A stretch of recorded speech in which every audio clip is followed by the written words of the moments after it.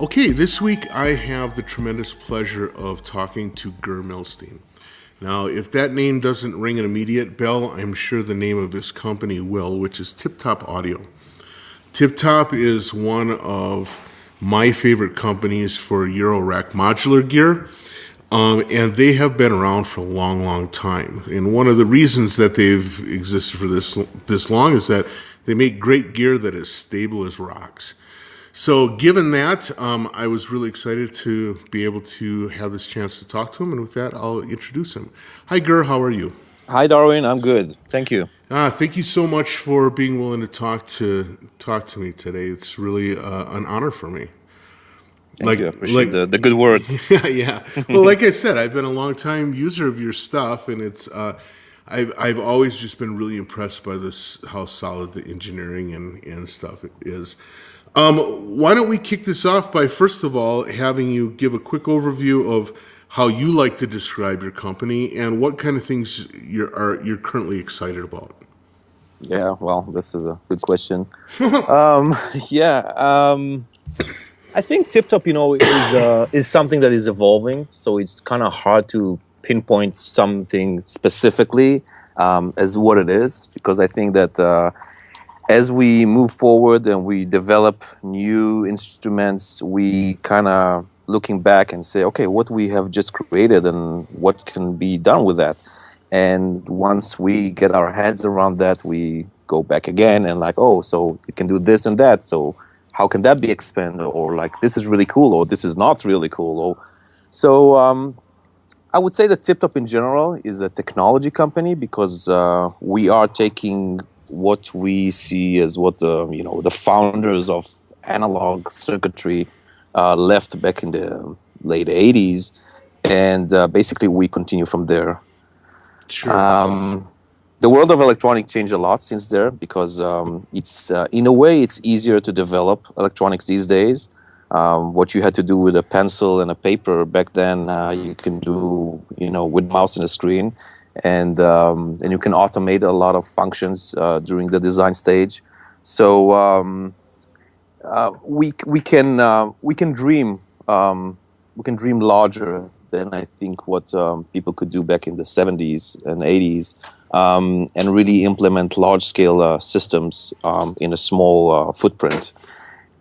Sure. Well, that certainly describes how it is that we end up with Eurorack as the predominant thing. I think back in the day there was no way to even wedge any reasonable amount of musical circuitry in something the size of a Eurorack system now. Exactly. And for me, when I started, I was looking at different formats. My first systems that I built were actually banana jacks, and they were just no format. They were just like panels I made myself without any restriction. But as I become more and more involved, in the design of things rather than just DIY, I realized the opportunities to really squeeze all that amount into small panels, and Eurorack really made more sense than anything. And a lot of people don't even know that Eurorack is actually not a musical instrument standard. It's an industrial standard for a control system, in industrial facilities.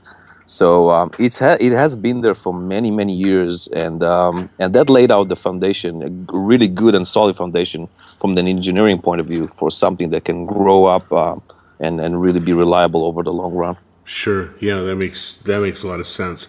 So you kind of talk about giving a nod to the work of the masters past. One of the things I like doing in my podcast is having people kind of describe how they got to be the artist, engineer, maker, builder, inventor that they are. And I'm really curious because it sounds like you've been sort of a synth builder for a lot longer than you've been a businessman about it. And I'm curious to hear Yeah. about your journey. Yeah, well, first, I still don't think I'm not the greatest businessman, but yeah, you have to learn it when things start moving so fast. Yeah, so I'll give you a little background of the history of how I become what I've become. So I started many years ago. I always been into music, as a kid. I was the local area DJ. I was, and I always like also mechanical things and electrical things, breaking things apart and checking them out. So I think I had those two qualities, but I never got them really connected together. It's only took, I think, in the very late 80s and early 90s that I start hearing what's called, today everybody knows it as techno. Back then it was pretty fresh. Right. And that style of music really captured my mind and captured my soul. And I just, went into it completely as one of the disciples of that music back then. Um, and at some point in time, I really want to start making that kind of music, and was fascinated where those sounds coming from. It was like so fresh and new to me. And that's where I discovered for the first time the modular synthesizer. I started seeing pictures of studios of people working with this stuff, and that was the early the Moog systems, the EMU systems, the very early good stuff that was done by then. And obviously, I was start being aware of the polyphonic analog synths of that time, and their power. And one thing I couldn't do is I couldn't buy that stuff. I was too broke and too young, and I think that's a story we all go through. Yes. And I was like, okay, let me try and see. Maybe I can try and build that stuff. And to remind you, these were the earliest internet days. So all of a sudden, you can talk to someone, in the United States or in Europe. And I was based in Israel back then. So you're pretty isolated over there, and if you want to get some information, you really need to either, fly back then or do like a long distance call. I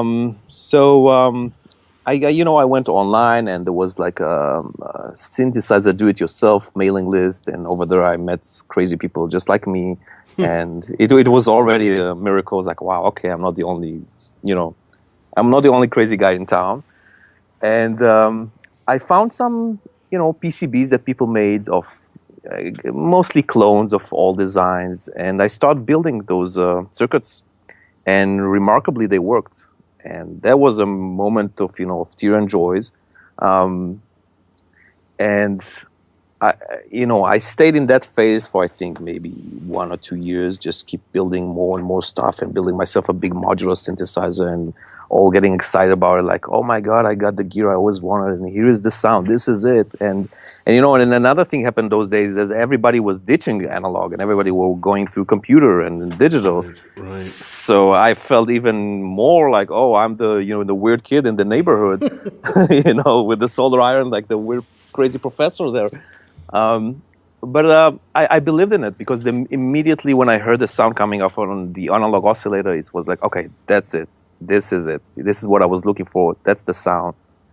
And obviously I would start buying books and learning about the industry and the people and, everything that involved. What hit me at some point is that I was trying to understand the circuits. And at that point, I was going to the Tel Aviv University, and I was buying books for electrical engineering, and trying to study myself, as much as I can. And I did that, and it went well, but I always felt it up to a point where there was a ceiling, I couldn't pass that. I could never get my oscillator to tune very well. I could never get the filter to be like really low noise as I could hear in some other, either kits or even sound recordings that I heard.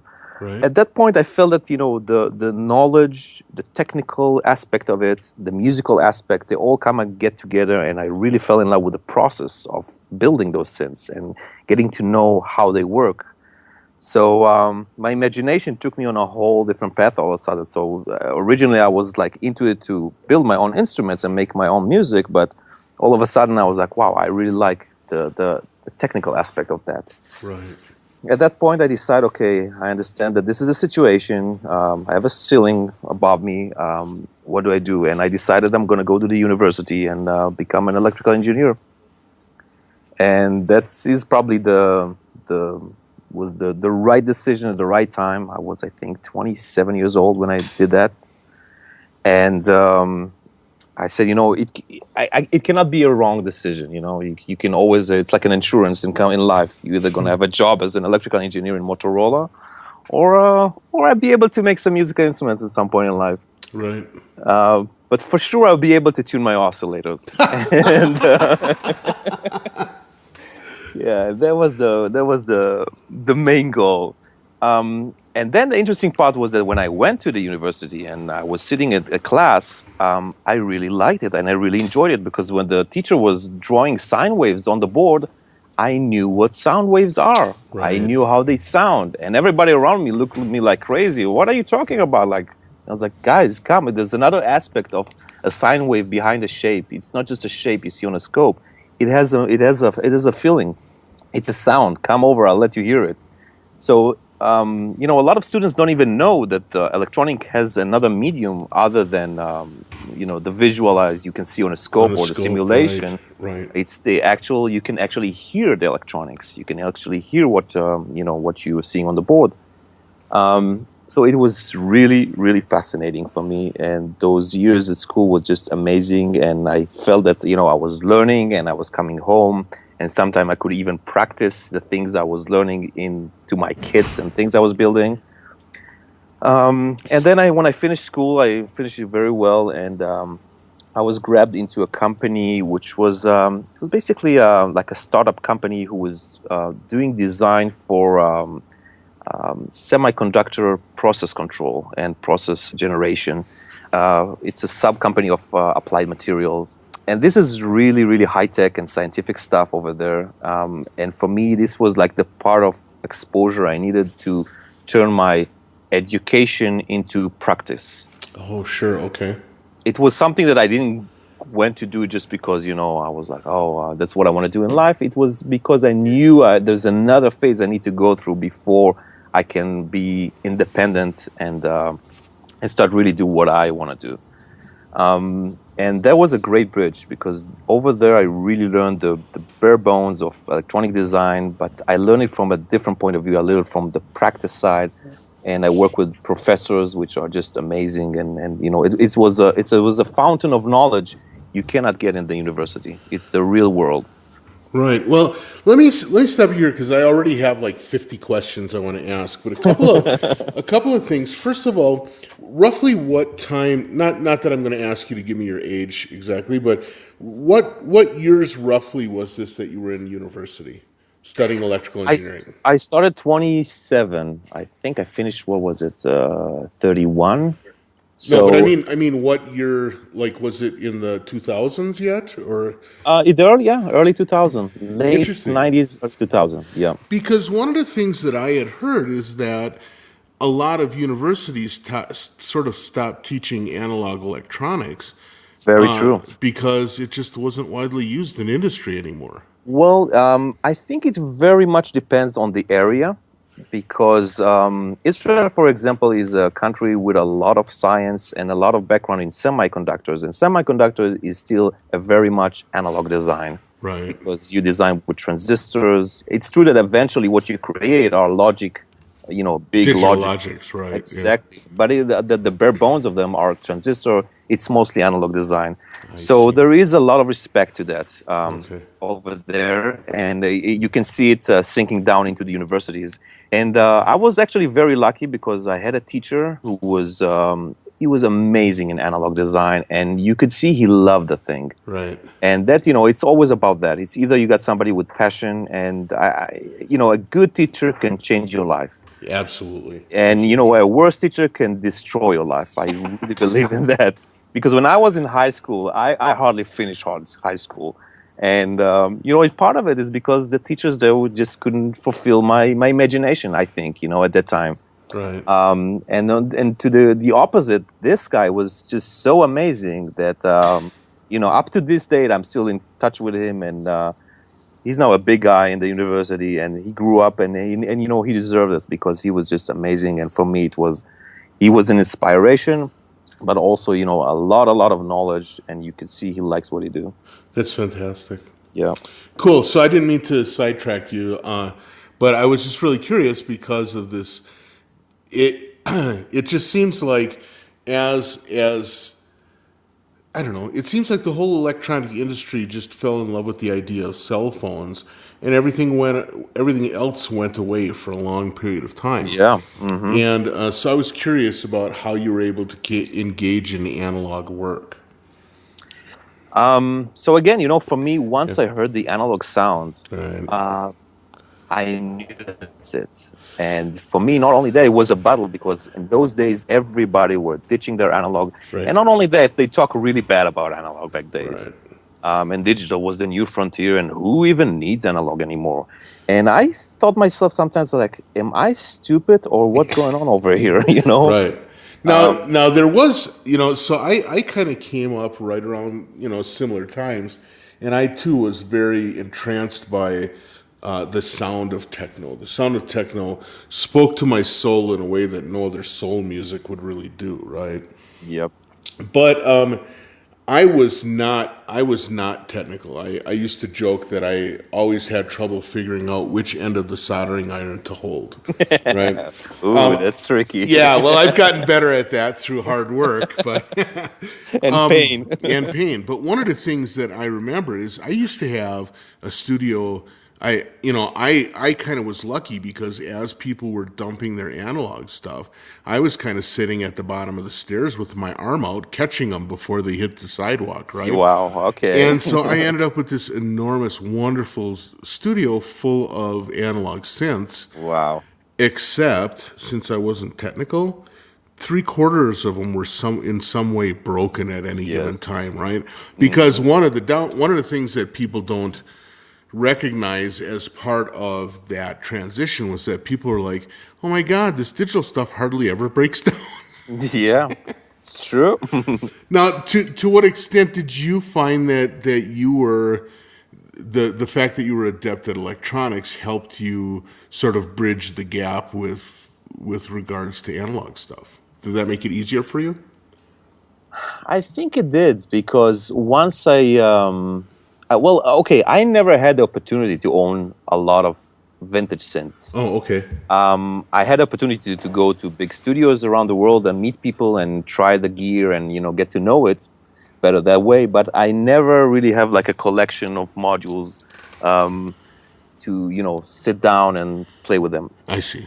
I guess I didn't need to, because the things I built is pretty raw, but it sounds amazing immediately. Right. And that's one of the things. Like I saw my friend sitting, with a digital, multi-track and trying to layer sounds over and over, like 20 channels of the same sound to get it bigger. And I was like, just turning my oscillator, like, wow, that's all of it at once. Right. So I never had this this phase.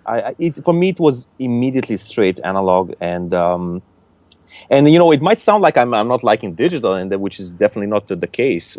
It's just that the analog was the analog, and the struggle to do analog, especially at that time, was something that become like a passion for me. Sure, and well, it's the thing that was driving. Now, what kind of music were you making, and were you like in any groups, or did you ever have releases or anything like that, or did you focus more on the technology?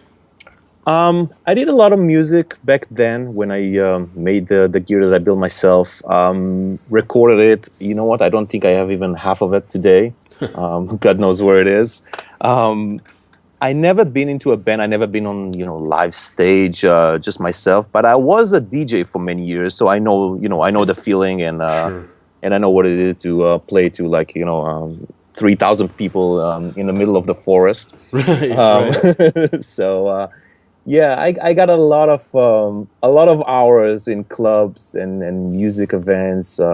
So I know the thing inside out, but I never really sat down and kind of played or made my own music that I can feel comfortable to put out. But it will come one day. Well, it should, because right now isn't my understanding is Tiptop Audio has put out a music release, haven't they? Yes, that's true. That's very true. Yeah, and that's for me, that shows you that life, if you really believe in something and you like what you do, great things can happen. Because indeed. For me, it's like I created the canvas, I created the paint, and I give it to the artist, and they create these amazing masterpieces. and I'm able to print them now on a share them, record right. and bring them up to to the world. And that is really the feedback that you kind of get from doing something that you really love. Is that if you like it and you enjoy doing it, it's there, and people will use it and people will share it with you. And yeah, the release has been going great. We've been working with Piero Fragola from Italy. He's part of the band Angle. They're also on that on the first release. And he's been basically the guy behind the label, pushing it forward, and getting in touch with all the artists. And it's one of those things, we never restrict anybody. Oh, you have to use only our gear or whatever, and all kind of stuff. Right.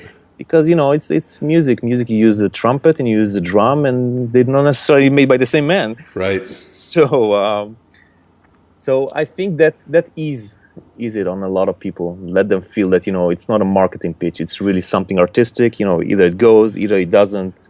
But it is what it is. Well, and and the fact that you have the background as a DJ means that the process of doing releases is actually really, really important to you, because as a DJ, you're dependent on creative people to do releases, and so absolutely. So you have an understanding of how important that is, yeah. And even more, it's like it's very rare that people release things on vinyl today, because in most chances you won't even pay off for the investment. But I insisted on that. I said, I'm not going to be releasing anything without getting it on vinyl as well, because first of all, I listen to stuff on vinyl, and I think just like the way analog in musical instruments getting back, there's no doubt in my mind that analog in some sort doesn't necessarily need to be a vinyl, but analog will come back in some form of media that we might not know today, and it's important to keep it alive. Just so people know that things can sound different. I absolutely agree, and I don't know. I think actually vinyl is a strong player here. I was at a bookstore, one of these national book chains the other day, and big sign in the front window: "We have vinyl." Wow! So if the Barnes and Noble system is going to start carrying vinyl, there's some opportunity there, and frankly, recently I ordered some music for myself, and I searched out vinyl because there's not only the sound, but even just interacting with the music in that way. Yes, exactly. Hearing it for that specific length of time, those kind of things are all a real valuable way or part of hearing the music. Totally. I just heard an interview with Sting a few days ago, and he was talking about how he's making now a movie for theater, and they were asking him why theater from everything else, and it was because it's the only medium today where I can create a whole set of songs that will be followed the way I want them to be followed. Oh, sure, right. I can make the story, and this is a good point. Right.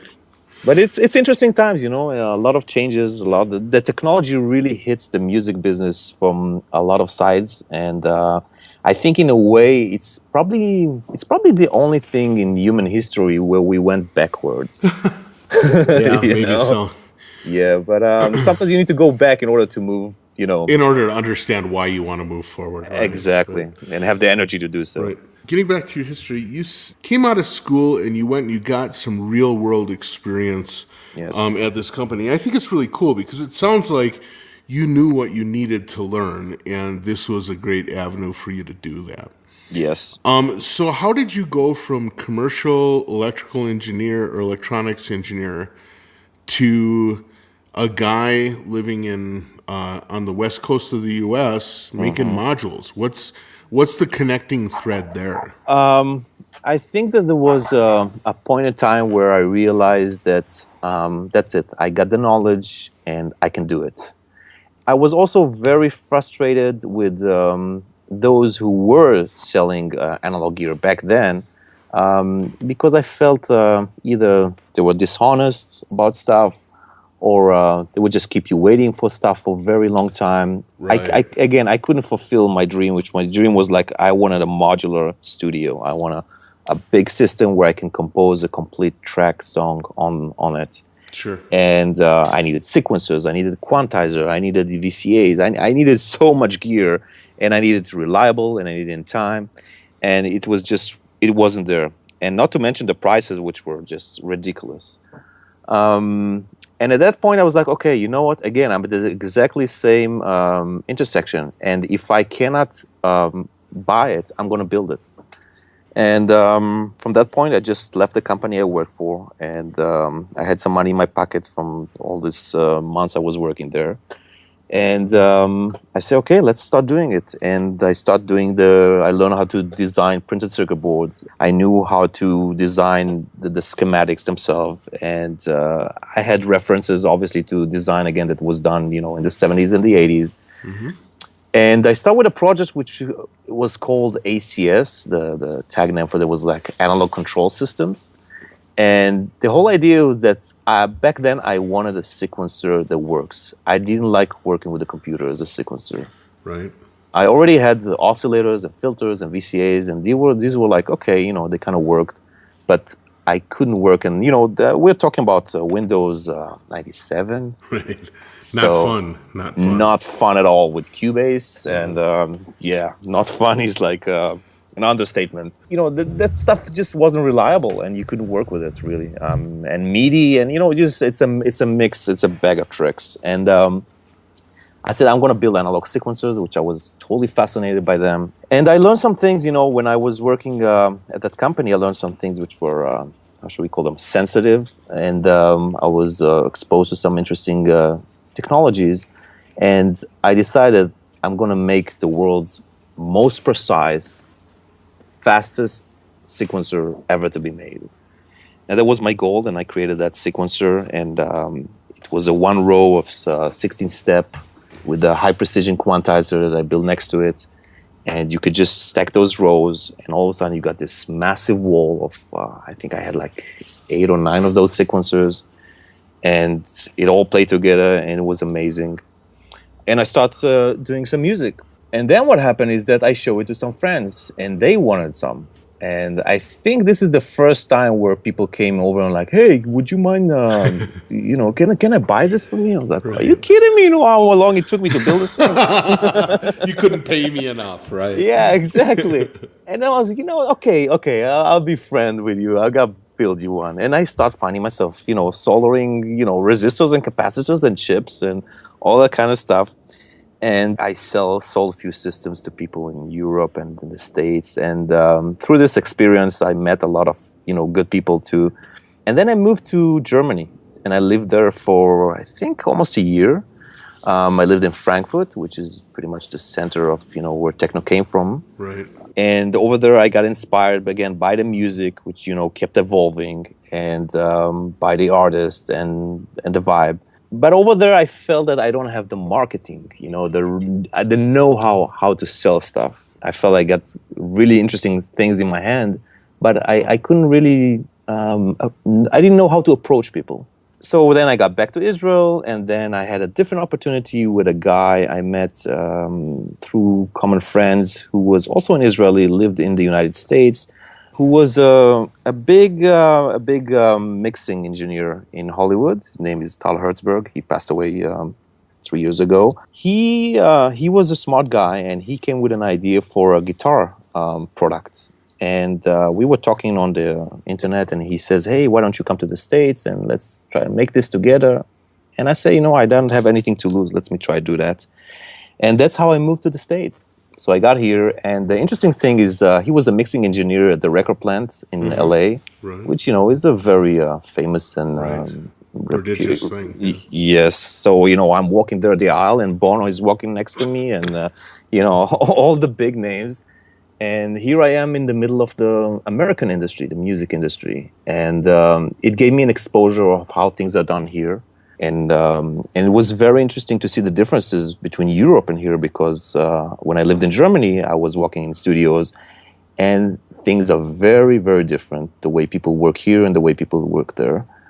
And we did this project, which was like a guitar switcher, which was very interesting. And we start trying to see maybe we can find a company to invest in us and blah, blah, blah. And I was trying to survive over here, and I was broke, and I started making websites for people. And I was start doing, again, side jobs that weren't musical at all. Right. And then one day I decided, okay, let me try and make a module. And again, I will start looking at the opportunities that the electronic world has been gone through as far as the modernization of assembly of electronics and the miniaturization of components. And I saw an opportunity, and I said, okay, let me try and do some interesting things here. And interesting enough is that the first module I did was actually digital, and that was the first DSP module ever to be made. We call it the Z5000, and it was me and another guy sitting in my apartment in Los Angeles, watching the view of the mountains and soldering boards. And back then I met the guy who runs Analog Haven, it's the biggest shop in the West Coast, and he was very encouraging to say, hey, why don't you get me 25 pieces of that? And I was like blown away by that. Wow, are you serious? Like, who will buy that? 25. Yeah, 25. And even more interesting, once we got them, they sold in less than 24 hours. So it's more than 1 hour if you do the math. Yeah. So, I mean, it really was a fresh and interesting start, and it just picked up really, really fast. So we got this module, and then I started working on the Z3000, which was another thing I always thought was important is... musicians don't talk frequencies; they talk scales, they talk notes, and I thought it would be important to make an oscillator that speak that language. Right. And the Z3000 filled that niche, with a built-in frequency counter and a tuner where you can communicate with that thing. And I took the time, to really do the design the way I like them and implement them from the background and experience I already got by that time. Right. And, I think this oscillator is a classic already for many years. It's been selling very well, and it's been known to be the most precise and stable oscillator on the market. And things just kept growing. The company kept growing, and there was more and more demand. And the 25 pieces order turned into 50, and the 50 turned into 100, and the 100 to 200, and it just keeps growing. And all of a sudden, I'm finding myself giving service to people, and I need to to deal with insurance, and I need to deal with the rent, and I need to and you turn into a businessman. Right. And like it or not, right? Exactly, like it or not, and and there's good parts of it, and just like everything in life, everything is interesting. You can find interest in pretty much anything you deal with, as long as you're positive about it. And Sure. And I try to keep myself positive about it, and it went well. It was paying off. I was learning a little bit of business, and I started learning a little bit about marketing, and how do you present something. Because back in the days, I realized you can have gold in your hand. If you don't know how to sell it, if you don't know how to present it right, people won't see you got gold. Right. You think you have some piece of metal there. Right. They don't know what it is. They'll give you scrap metal prices for your gold. Exactly. And not to mention that the world is full of people who will tell other people that, the piece of gold they have, the piece of metal they have is gold. So now, so it's a tricky world. But living in America has been an amazing experience for me because I really like the way people interact here and sharing information, and it helped me grow up the business into levels that I could never dream of. And that brings us to these days, I guess. Right, indeed. Well, I have questions that kind of are questions about the Tiptop Audio product line and how that relates to your background. So you talk about the first sort of real build that you did was a sequencer. But what's interesting is your product line doesn't have a typical sequencer. You've got the Z8000, which is kind of it's a sequencer that bends my head. Yes, That's what it does. And then you've got the Trigger Riot, which is a great trigger sequencing system. But you don't have what anybody would typically call A standard analog sequencer. Why is that? Well, I think you missed one fresh, and that's Uh-oh. the circadian rhythms. Oh, yes. Yes, which was just released, so Yeah, it's one that I okay. haven't played with yet. So there you Yes, go. exactly. Well, And I'll send you my address. you see, the thing is, the experience I gained with the sequencing system gave me different perspective about the way they can be implemented. Right. And on one hand, I didn't want to create one big giant sequencer that does it all because I thought, I still think that we're not yet ready for that. Us as a company, and I don't think generally, because UREC is not yet glued together very well Right. as far as the standards.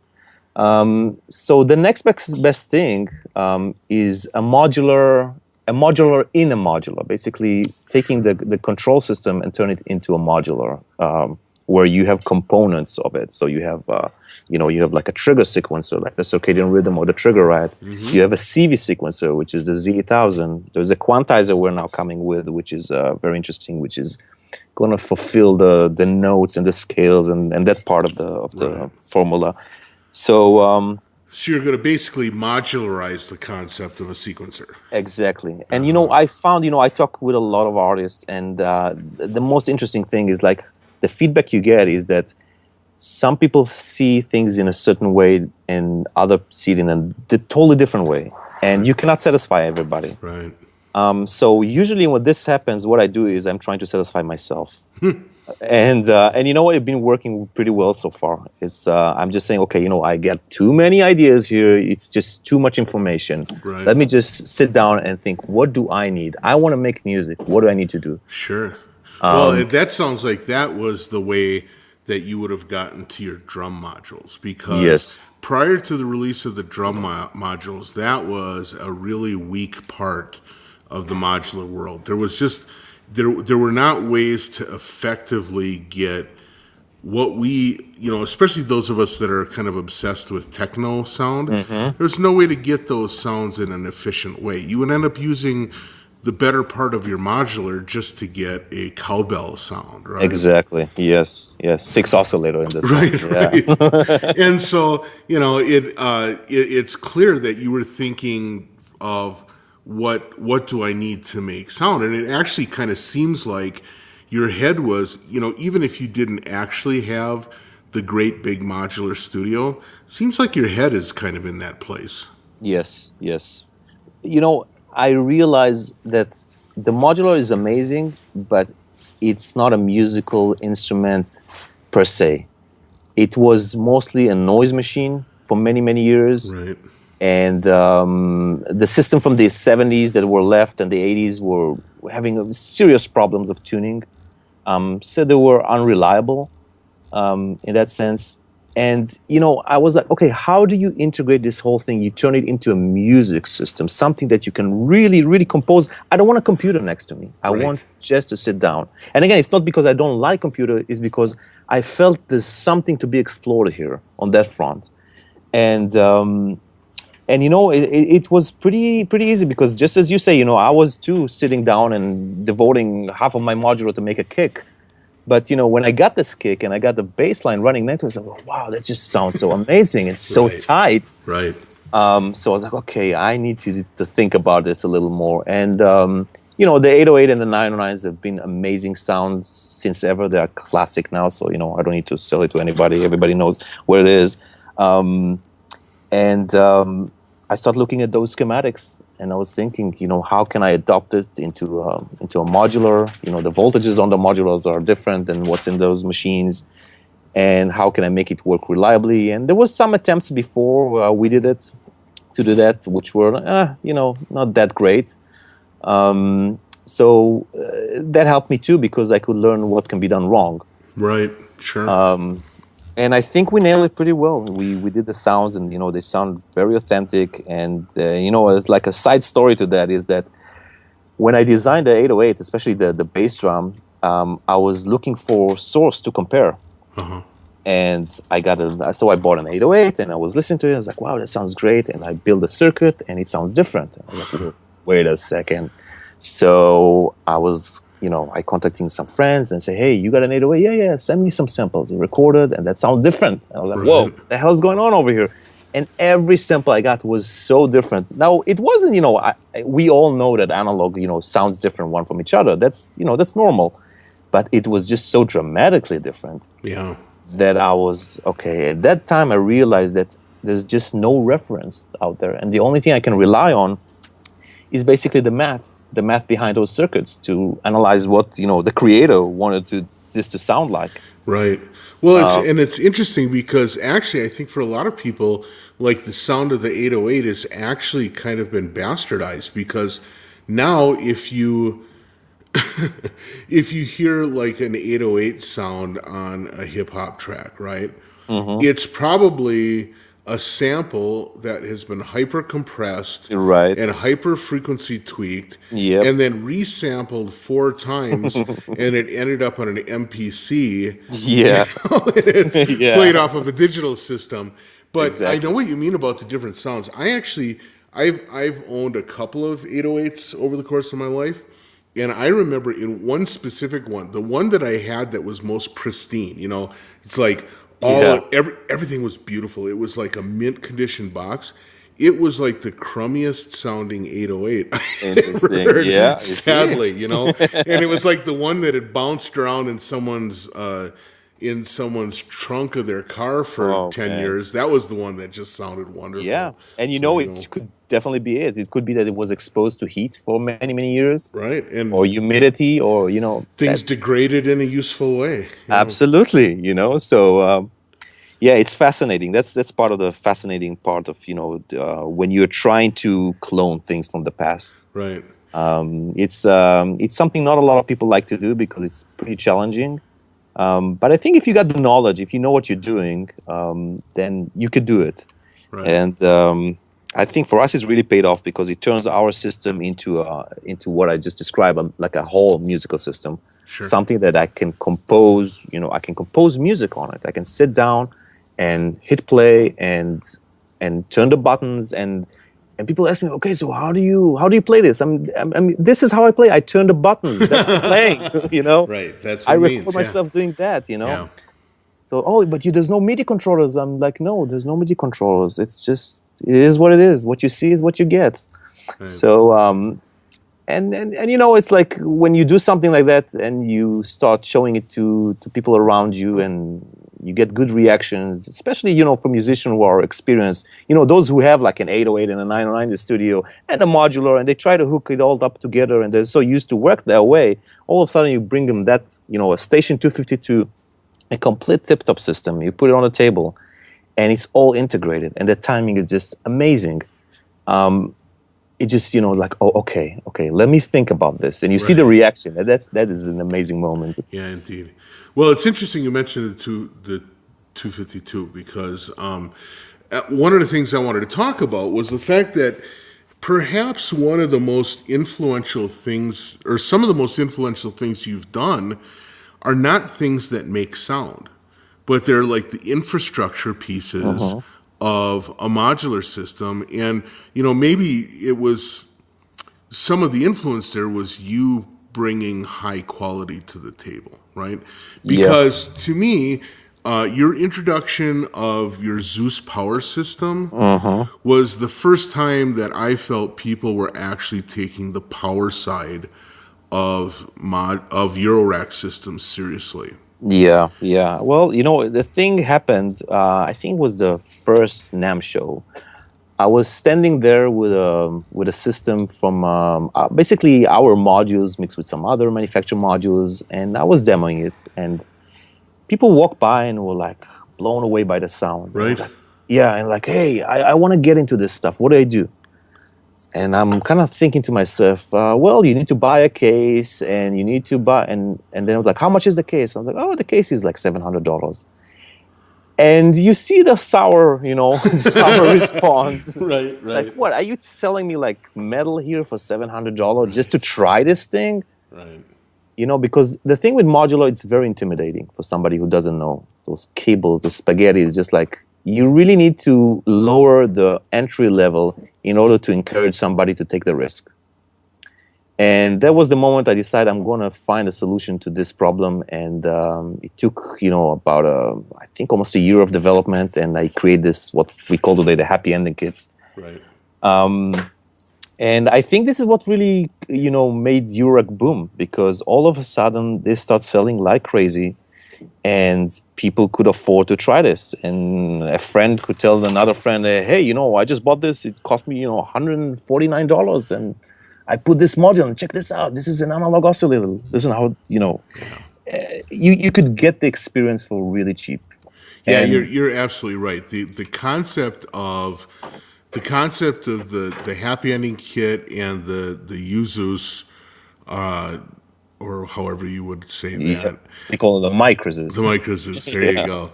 I mean, that combination changed things for people, because I actually started off in modulars way back in the day, with a surge system and with some other quite expensive systems.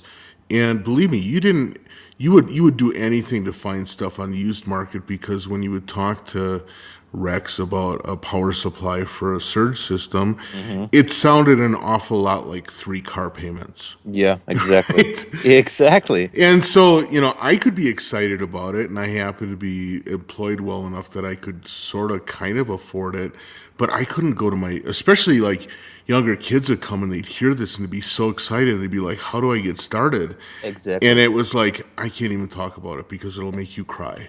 Exactly. And that's me. When you say those kids, I'm looking at myself, a few years ago. Yeah. That's exactly me. That's me sitting there wanting to buy this stuff and couldn't even dream about it. No, it was so crazy. Right. And there's no reason, I'm an engineer. I know exactly what I'm doing. And here you go. I'm a live proof that things doesn't need to be so expensive, and one can still build a successful company around that. Sure. So now the flip side of it is the most expensive modular thing I own is something that you make. And again, it's something that doesn't make noise. It's my Station 252 folding case. Oh, okay. That case has changed my life, because prior to that, I had a system that required a lot of effort to take somewhere. Yes. And now there's the idea of portable systems are a little more common, but still not super common. But I'll tell you that the ability to fold this thing up, to have a well-sized system. So like with the 252, I've got enough to really do a significant gig, right? Yes. And but it's an expensive piece, but the engineering is phenomenal. And I'd like to hear a little bit about the creation of that. Well, again, it came from a need. It's and NAMM again showed up there because we were hitting the shows, and I really wanted something that first looks nice, but it's also portable, something I can go with to the show, open it up, play, and get back home without thinking about it too much. We didn't invent the concept. The concept of a folding case was invented, I think, by Don Buchla. Maybe somebody before him did it too, but not that I'm familiar with.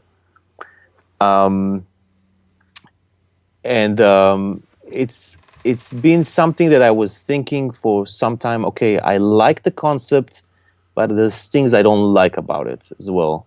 And then start the stage of the engineering. And this case took also about a year of development, maybe even more.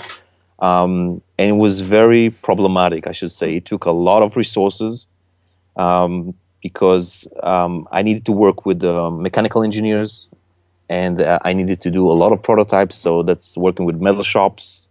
And, those guys sometimes just don't have the time for you. They're like, just take your parts and go away from here, okay? I don't want to see you anymore. Right. So I had to go through a couple of those situations. But it really is a phenomenal case. It's made for more than 200 components. It's a little transformer, It's something that just changes shape. Right. And there's it's an electromechanical wonder. Yeah. And there's also a safety issue into it, which people usually take for granted. They don't even think about it. But, one of the things that worried me for a long time was that, it's a big thing. It's heavy. It can hurt somebody. And how do we make sure this doesn't happen? And a major part of the design was to try and find a solution that kind of satisfied us, at least from a legal point of view. Just Right. as long as you do it right, then you can at least sleep well at night knowing that you did the You best. did the best you could, right? Yes. So but definitely that was the foundation of our systems and us as a okay, we're not just making modules, we're making the whole thing. Sure.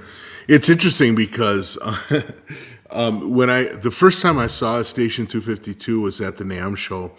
I was there and I went by the Analog Haven booth. Yes. And every time I'm at the NAMM show, I always kind of hang out with Paul Schreiber a little bit. Uh-huh. And I used to be a big 5U user, so I had a bunch of Paul's work stuff, a lot of synthesizers.com. And I was talking to him, and he was like, "Hey, Darwin, I'm working on these Eurorack things." I'm like, "Oh, come on, man, get real, right? Don't go to the dark side." And he said, "I'll show you why I'm going to do it." And he walks me around the corner and points at a 252, and he says, "That is the future." And I looked at it, and I'm like, "I don't know if it's the future for everybody, but it sure is the future for me." So if nothing else, you can think of Paul Schreiber as being one of your salesmen out there. Yeah, no, Paul and I, we know each other for many, many years. We're good friends. He's a great guy. Yeah, for sure. So the final piece that I want to talk about, again, not a sound maker, but this is one where you have probably touched every modular user that I know, and that's with the Stackables. Yes. Yes. Now, it looks to me like somebody who'd spent a lot of time with banana jacks decided to do something about wires. And you mentioned before that your early systems were banana jacks. Was that kind of the influence behind it? For sure. You see, the thing is that when I was in the States and I was looking at Eurorack, so I bought myself some modules and I started playing with them, and I immediately felt like a handicap. Right. I was like, wait a second, how can it's impossible to work this way. And malts were just didn't cut through to me. I mean, maybe some people like it, but I'm sorry, not for me.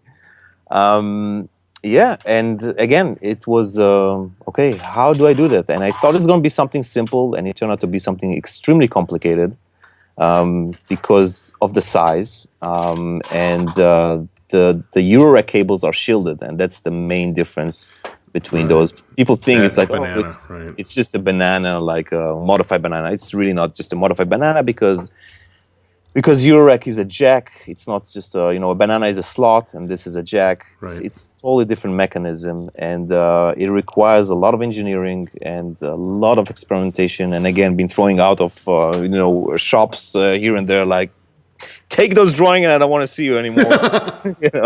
It's been happening there too. Right. But this one was something that I felt that I need to do. It was just, I knew that if Eurorack need to happen, this has to happen too. Right. The biggest barrier was the investment over there. It was just massive, especially for us back then. It was just a lot of money because you need to invest in molds and plastic and metal, and it's the big guy's game. Yeah, I would imagine that doing cables, you don't go and get 500 cables. No, you have to get 10,000, or they don't want to talk to you. Even more than that. Yeah, really? Even more than that. Yeah. So I was start going. I was thinking, okay, I'll be smart. I'll go to China. I talk to Chinese manufacturers, and they didn't want to even hear about that because the quantity was like, I say, hey, yeah, I need like maybe 1,000, and they were looking like, are you crazy? And then I say, okay, 5,000. It's like, what? Just go away. So.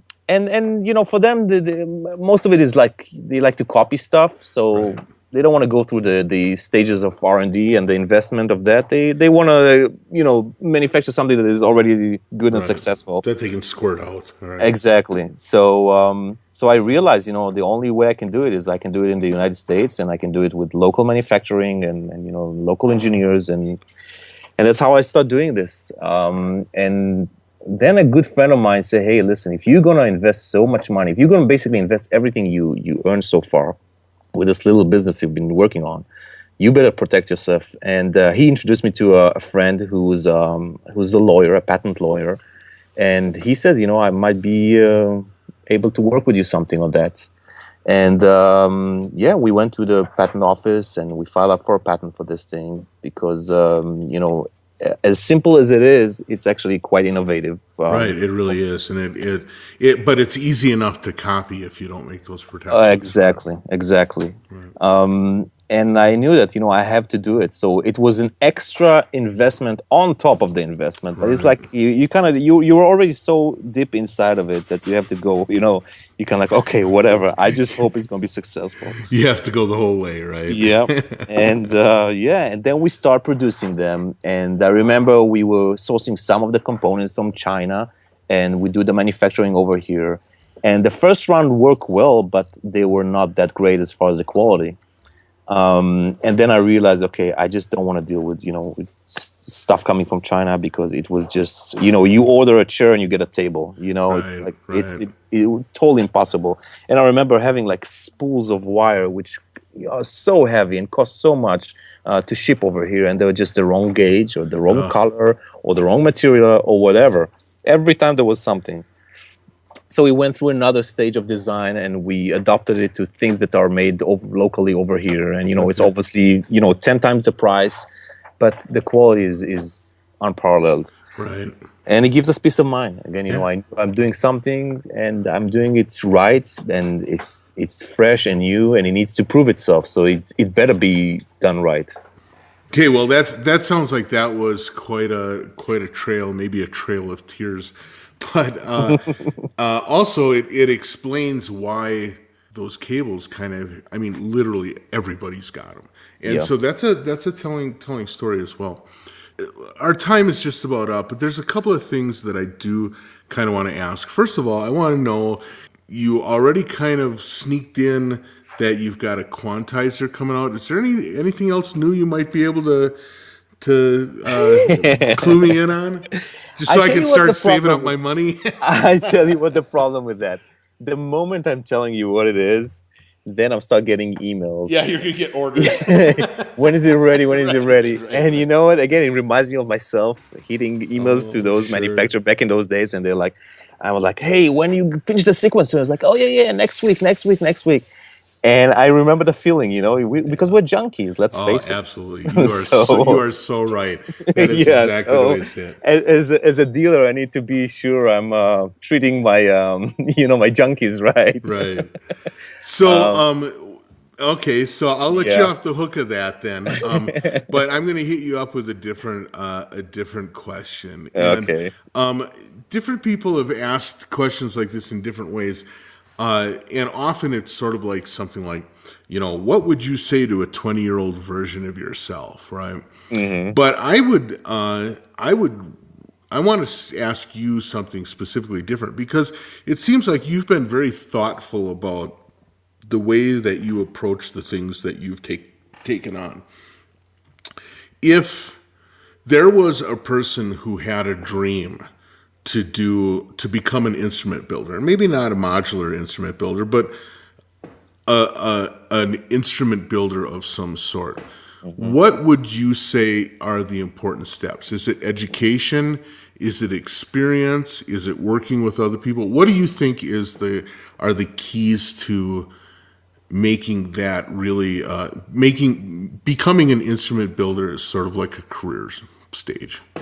I think, I believe in something that is a key in life, in my opinion, is that everything that happens for the best.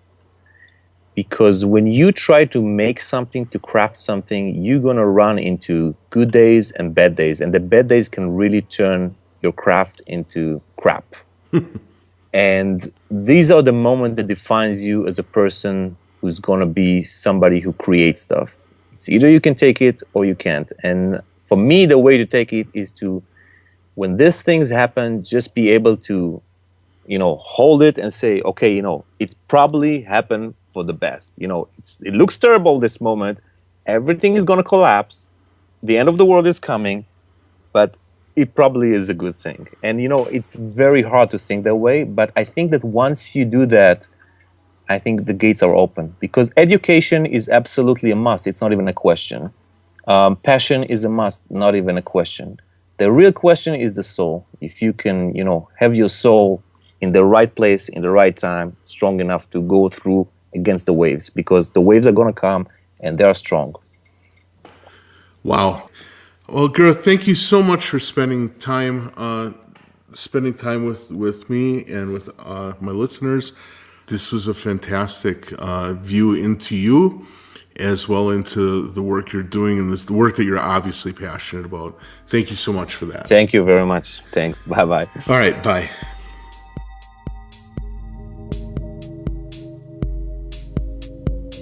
Well, there you have it. Many thanks to Gur for putting himself up for the interview. It was really fantastic. I want to thank everybody for their listenership, for continuing to continue on. I've got a bunch of interviews that I completed out this week, so we should be in pretty good shape for the next few weeks. Can't wait to get them out there for you. In the meantime, thanks for letting me have a week off for vacation, and I will talk to you next week with another fantastic chat with friend. Thanks a lot.